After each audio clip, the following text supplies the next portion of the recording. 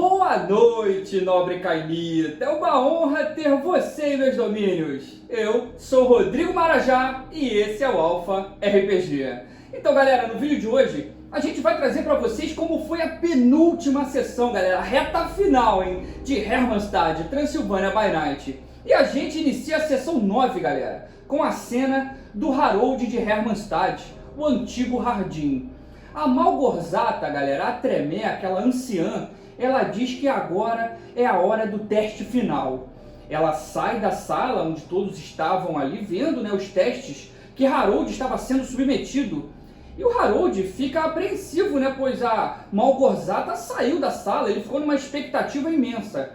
Mas alguns minutos depois, ela retorna. O Harold, ele percebe que ela está segurando um cálice, uma taça de aparência muito antiga. E ela então diz para o Harold: esse, Harold, é o terceiro e último teste. Vamos ver se você realmente está do nosso lado. Beba todo o conteúdo. O Harold então, ele entende perfeitamente que se ele beber aquele sangue, né, o que está contido naquele cálice, ele terá dado o primeiro passo para entrar em laço de sangue com os líderes dos feiticeiros. E isso é uma decisão muito difícil. Se ele beber por 3 vezes o sangue de outro vampiro em noites diferentes, ele estará preso ao laço de sangue. Então o Harold, ele pega o cálice, ele olha para Malgorzata, reflete um pouco e diz: eu só tenho um pedido, minha senhora, que os Tremé me ajudem a descobrir e caçar o responsável por vandalizar a igreja de Hermannstad. Galera, o Harold, ele não sabe, mas quem vandalizou a igreja foi Irina Vlach, a malcaviana senhora do Vincenzo Piromani, né? Percebe-se nesse momento que ter influência sobre a igreja católica ainda é algo muito importante para o Harold. Então a Malgorzata, né, a Tremé, ela acena positivamente com a cabeça e diz: faremos isso. O vândalo será caçado e destruído. Harold então pega a taça e vira, bebendo todo o conteúdo daquele cálice. A Malgorzata, ela fica muito satisfeita, então ela diz: venha, me acompanhe. E eles vão caminhando, né, por dentro da capela Tremé, e ao olhar pela janela, assim na lateral do corredor, o Harold, ele pode ver alguns gárgulas ali fazendo a proteção do refúgio, né? Eles vão andando então, até que chegam nesse final desse corredor, tem um quarto e eles chegam na porta desse quarto. Dentro desse cômodo, galera, o Harold vê deitado sobre uma cama o Tremé Gabor. Lembram dele? O Gabor, com a perna enfaixada, né? Porém ainda muito ferido, muito debilitado. Ele ali se recuperando daquele ataque que ele sofreu do Barghest, lá na floresta, um pouco antes do cão infernal iniciar aquela perseguição ao arcebispo. Então o Gabor, ele sorri para Harold e diz: seja bem-vindo, meu amigo. E aí, galera, a gente corta a cena e a gente vai nesse momento para a parte em que o Ramírez Solano e o Lohan, o Implacável, os dois estão resolvendo as situações necessárias para tal viagem, né? A carruagem selada, um cocheiro de confiança, esses detalhes, né? Então eles resolvem todas essas situações e em algumas noites eles seguem rumo a Seores. A gente tem, galera, uma passagem de tempo, né? Uma pequena passagem de tempo. A viagem é super tranquila, sem nenhum imprevisto ou qualquer ocorrência. A estrada está bem conservada, tem tempo que não chove. Então, em 3 dias, praticamente, os Ravenos, eles chegam ao seu destino. O Ramírez, galera, ele conhece bem aquela região ali de Seores. Ele, na verdade, já conhecia Seores antes mesmo de se tornar um imortal, quando ele ainda era um humano e viajava com a sua trupe Veritatis. Por diversas vezes ele se apresentou em Seores, então aquilo ali não é nenhuma novidade para ele. Então os dois Ravenos, eles nem perdem tempo, a dupla simplesmente partem direto para a Capela Tremé na intenção de conseguirem uma audiência com o regente. E é óbvio que assim que Ramírez e Lohan entraram na cidade de Seores, os Tremé ficaram sabendo, é óbvio. Dessa forma, né, a ida dos Ravenos até a capela já era até esperada pelos feiticeiros. Galera, ao chegarem na área externa ali da capela, eles são recebidos por um carniçal, que pede que ambos o acompanhem. Então eles adentram ao pátio interno da Capela Tremé. Eles entram numa espécie de sala principal, como se fosse uma recepção bem grande, e um carniçal pede que eles aguardem por um instante, pois ele iria anunciar a presença de ambos para o regente da capela.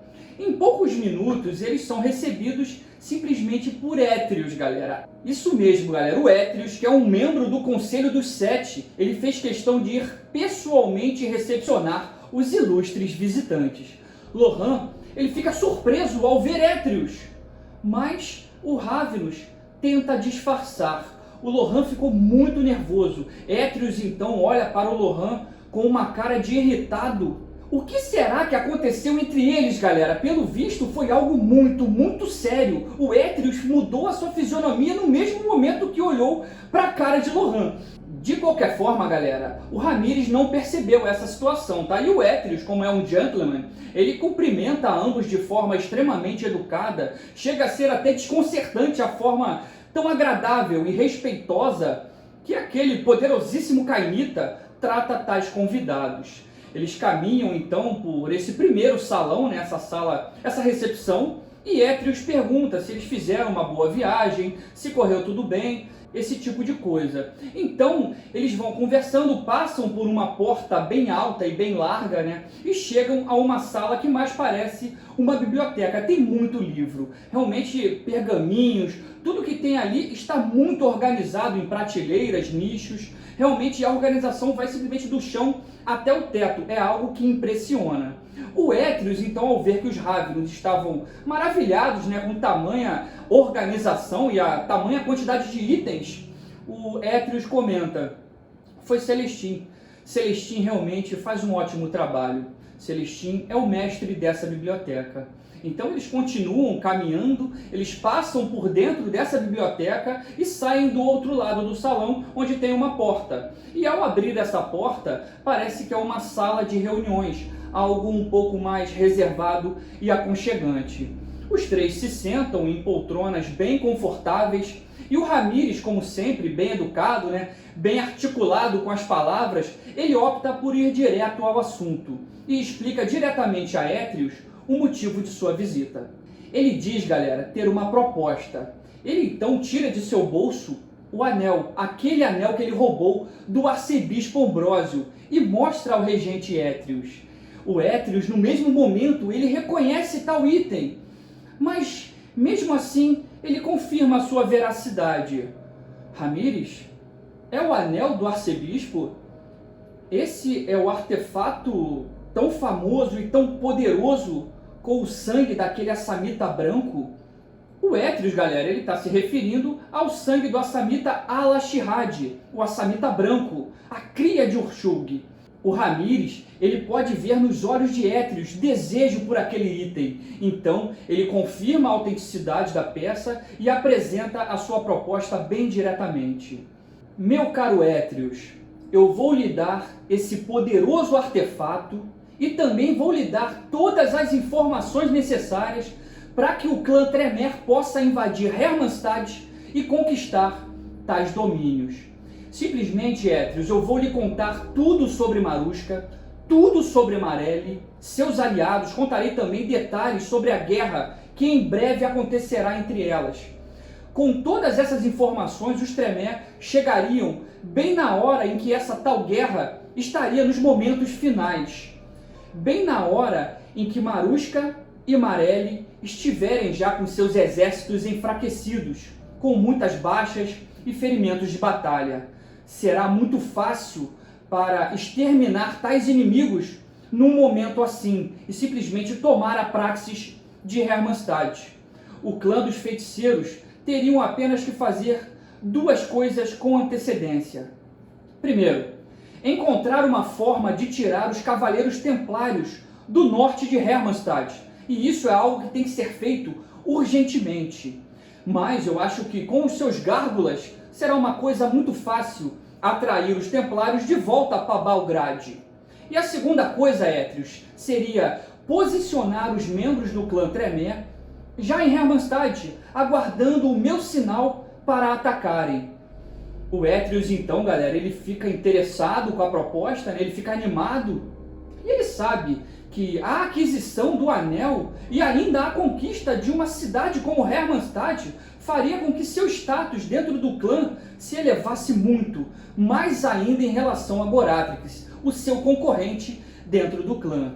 Então ele pensa, ele olha para o Ramírez, ele olha para o Lohan e diz: pelo visto, Lohan, você não contou para o Ramírez o que aconteceu, né? A última vez que a minha cabala negociou com o Ravenous, nós fomos traídos. Você faz ideia, Isidro Torres, do que aconteceu por você simplesmente não ter feito a sua parte no acordo? O Ramírez até se assusta, cara, ao ver o Atreus se exaltando dessa maneira. E ele continua: você não ter feito o que nós combinamos simplesmente acarretou na perda de um dos nossos mais promissores magos. O Lohan, então, né, o Isidro Torres, bastante preocupado, tenso, ele pergunta para o Atreus: o que foi? O senhor Mikavaikos foi morto?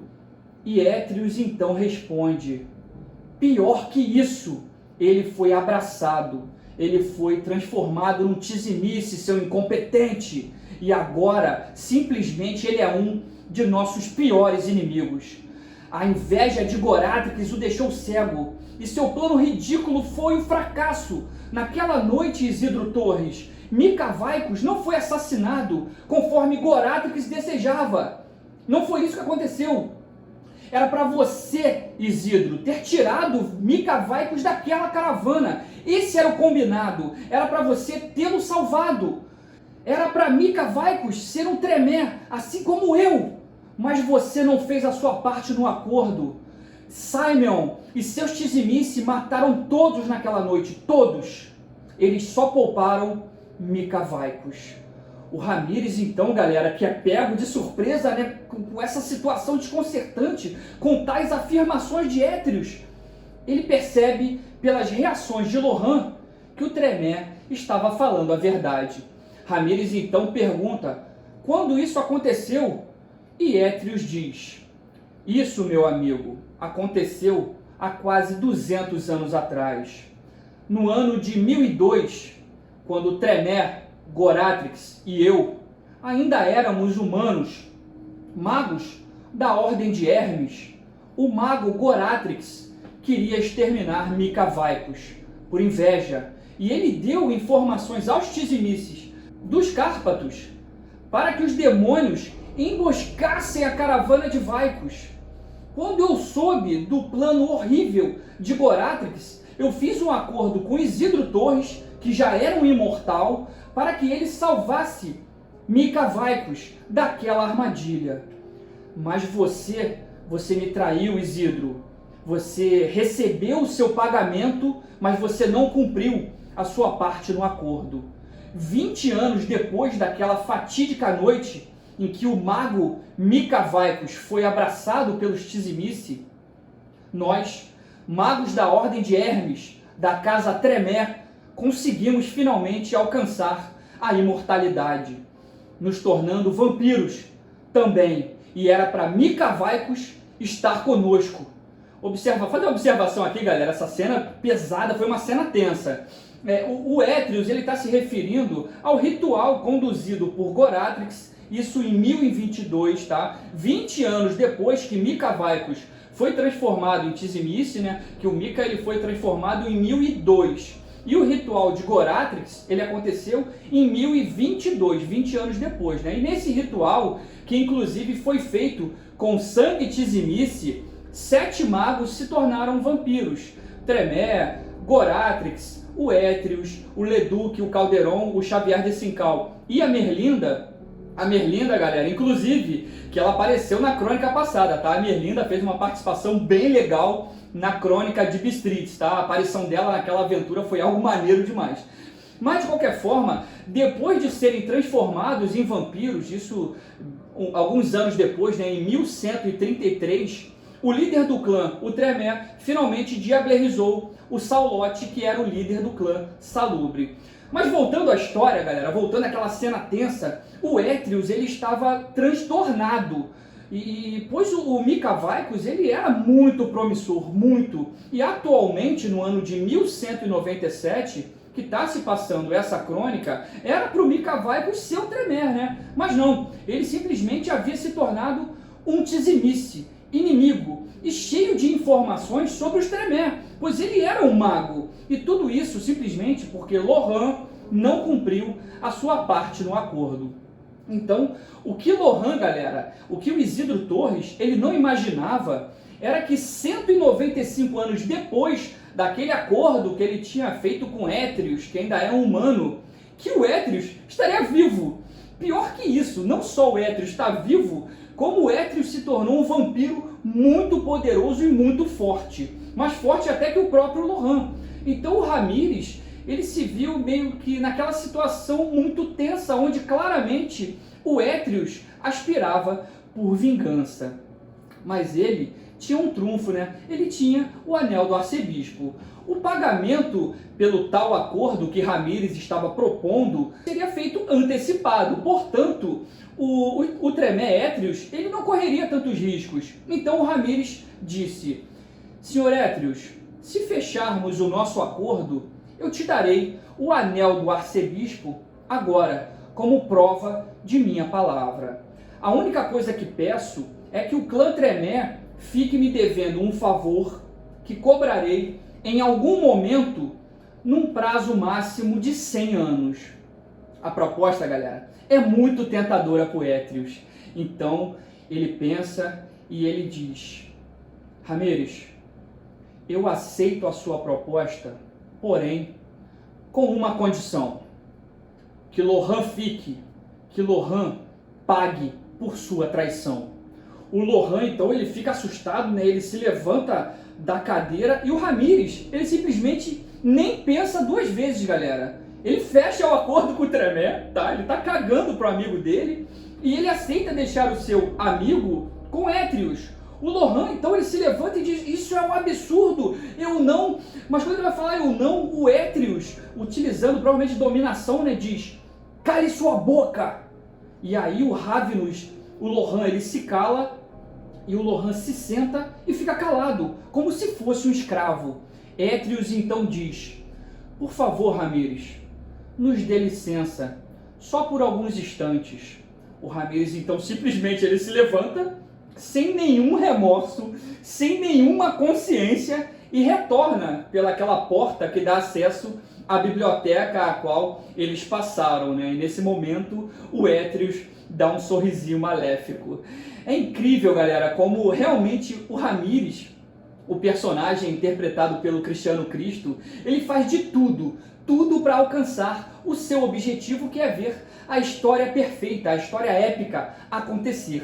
E essa batalha incrível, que seria inicialmente apenas entre Marusca e Marelli, ganharia um terceiro elemento, o clã Tremere. Então, depois de alguns instantes, a porta da biblioteca se abre e Etrius adentra. Ramírez pergunta sobre Loran, né, e aconselha até o Etrius que Loran seria muito mais valioso se fosse mantido vivo, principalmente analisando os poderes sobrenaturais do Ravenous.